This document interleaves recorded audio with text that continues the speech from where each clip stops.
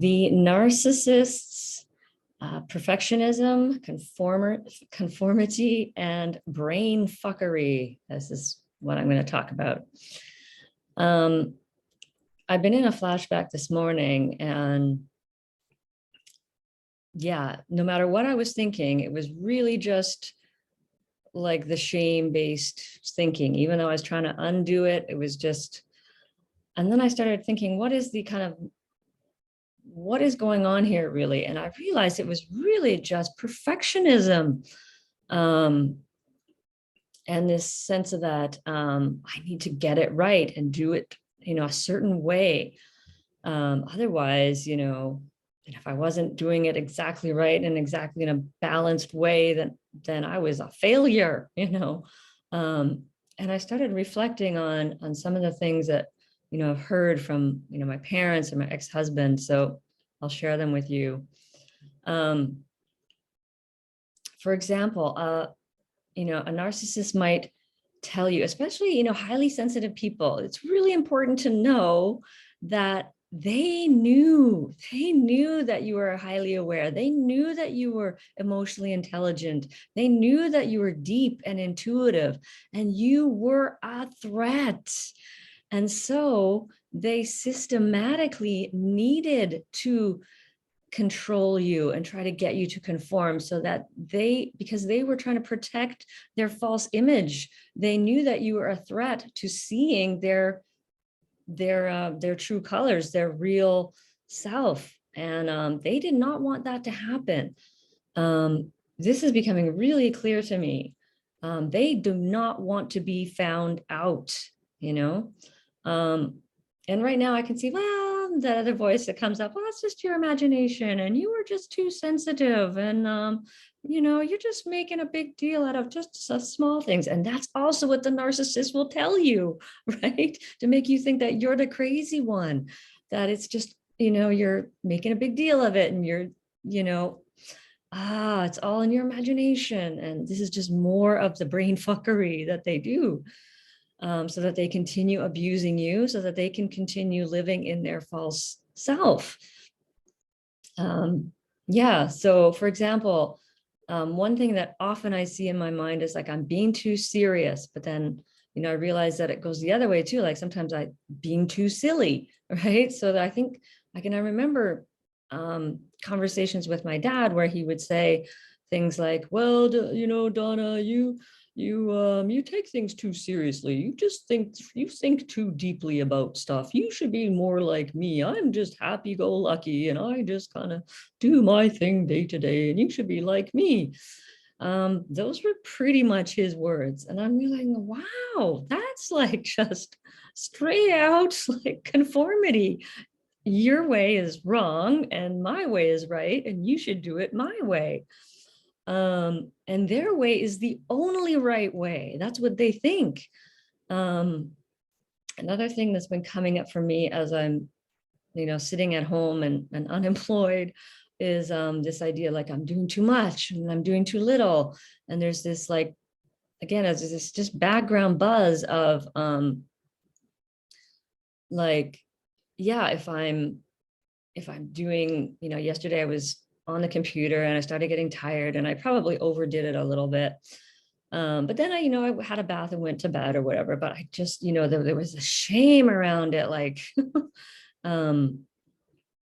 I was doing too much. But then if I'm just sitting and meditating on my bed for a couple of hours, and it's like, oh, you're not doing enough.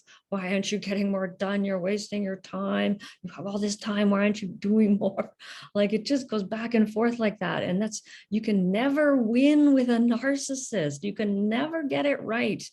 And this is the really painful, and it can really just, I feel just mental when I'm in that place. It's like, and then you can just be kind of frozen, like indecisive, because nothing feels like it's the right thing to do.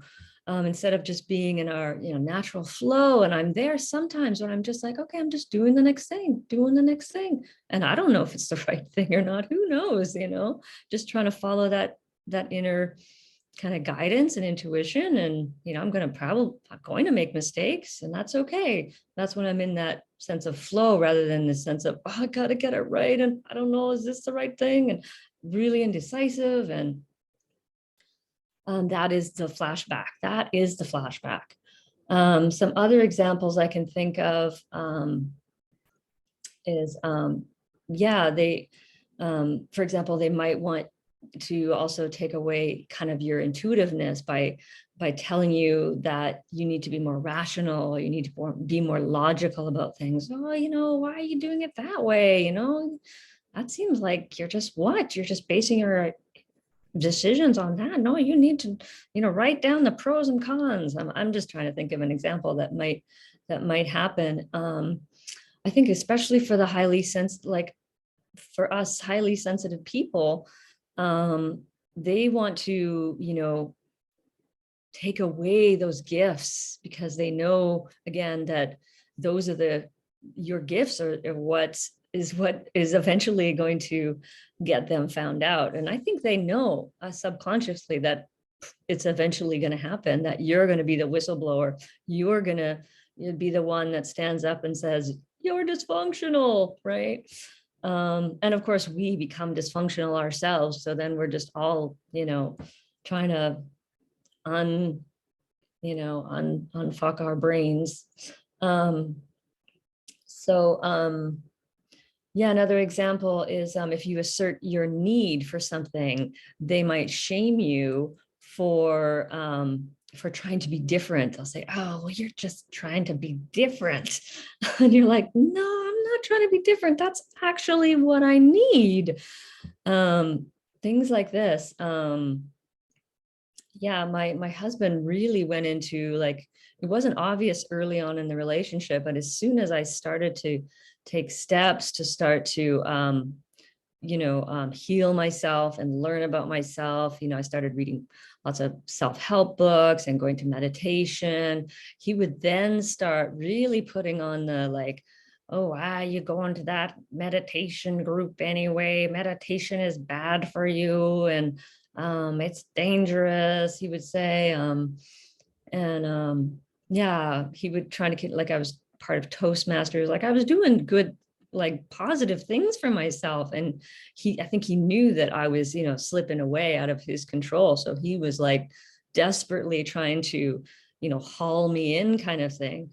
No, you shouldn't be going to the Toastmasters meeting. We need to work on our business. And, so I was, and even like he would criticize the job that I had.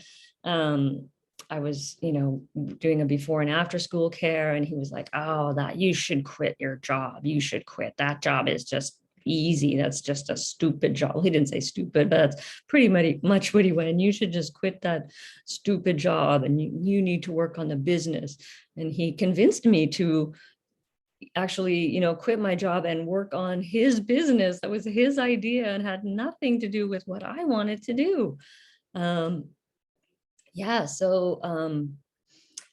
Be prepared for that too, that as soon as you start, and the books I was reading too, and it's all coming back to me, like he would say, you shouldn't read those you shouldn't read those books, and that's dangerous. Dangerous for who? Dangerous for him, because he knew, like, I was, starting to come out of that control and that conformity. Wow, it's just all coming clear to me now. And it's much easier to look back in hindsight and see it than when you're in it. It's, you don't see it. So I'm hoping that, this can be maybe a bit of an eye opener for you. But they want you to conform. They try to pressure you into being perfect, whatever their image of perfect is. And that can vary from, day to day, like one day you need to be like this, and one day it's the complete opposite. You're being too cheerful, but then the next day you're not being cheerful enough, like that's why you feel like just crazy, because you feel like you never can get it right. And then just the conformity, they always want you to do it their way, which is often, well, is always the crazy and unhealthy way. Um, yeah, so wow. Yeah, this is waking up out of denial, and it's wow, it's painful, but it is freeing little by little. I am Davina Shemaya, wishing you many, many blessings on your journey of healing and awakening. And you can find me at Boldness Blooming. And thank you for watching.